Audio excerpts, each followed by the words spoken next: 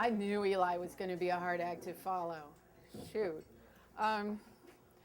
Okay, so my story is a story of geography and, in a sense, a sort of commercial for a certain place. But it starts in a different place. It starts in Northern California. And at one point, when I was in 4th and 5th grade, I lived in a little town in Northern California called Arcata. This town was so small that, thank you, the streets in one direction were numbered. The streets in the other direction were lettered. A street, B street, C street, and they did not run out of letters. So in this town, there was a little town square with an equestrian statue. I am not making this up. And in the town square, once a year, they would have this salmon festival in which the marching lumberjacks would march. Not making that up either. This town also had a little public park. This little public park, and this is the part that I now look back and really can't believe, was a second growth redwood forest. In this little tiny town, this was their park.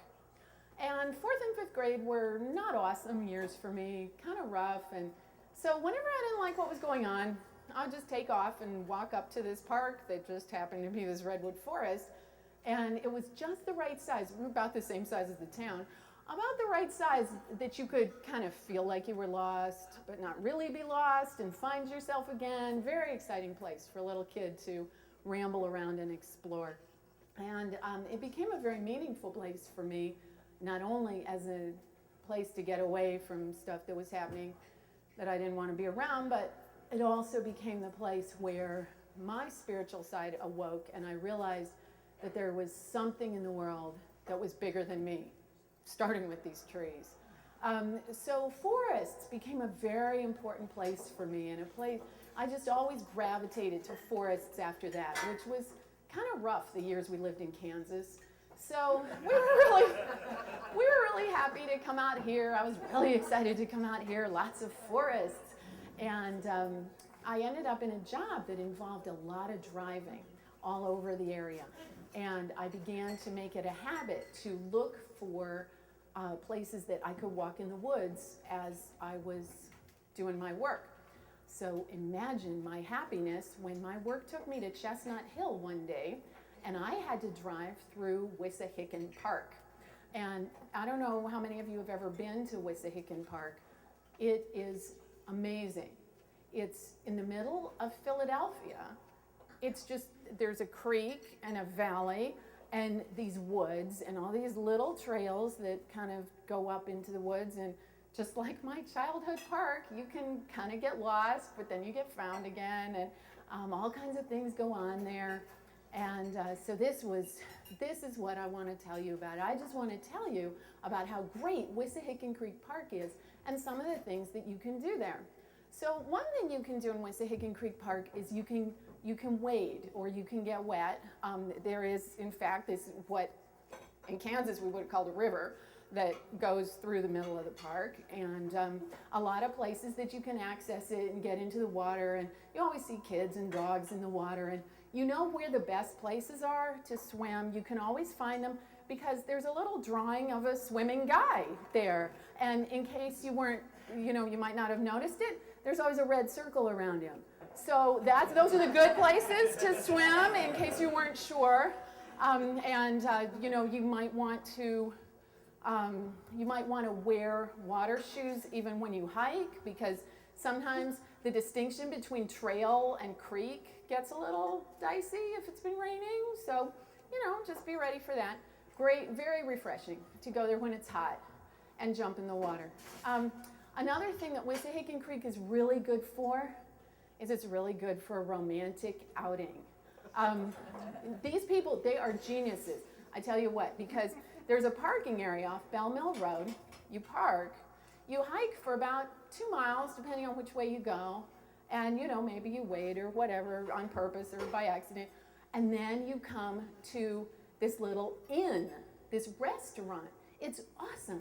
You hike for 2 miles, you sit down and have a nice meal, and then you hike some more. This is how it should always be. This is brilliant. This is the way hiking should be. So it's very romantic, a lot of little sort of side trails and almost grottos, if you will, interesting little features and nooks and places that you might find. I recommend, from my personal experience, if you're going to have this type of romantic outing, I recommend that you do it with your spouse. Just saves complications. But to add that frisson of transgressive quality that you might enjoy in your romantic outings, the main trail down through Wissahickon Creek is called Forbidden Drive. So, even if you're with your spouse, it's still a little sketchy. So that's a great thing to do in Wissahickon Creek. The other thing, you might not predict that this is a great way to use this park. This park is a fantastic place for discipline of your children. So let's say you have a child, let's say it's a boy, let's say this child does something that demonstrates that he's not really capable of making good decisions right now.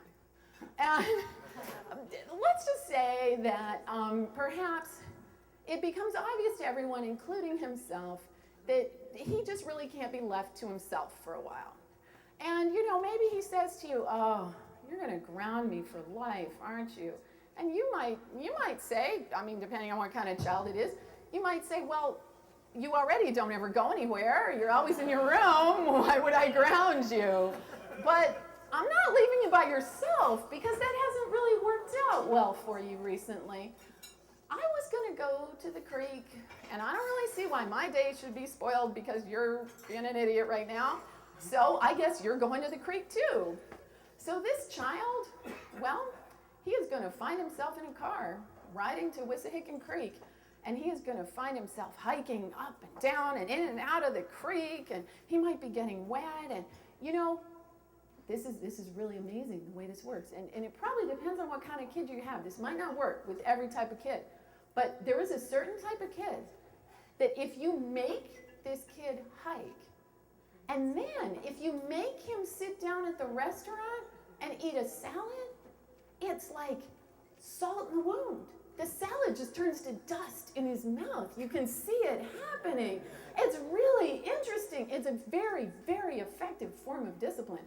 So, it's just not something you would think at first, but I really recommend Wissahickon Creek Park for all of these uses and many more that you may discover.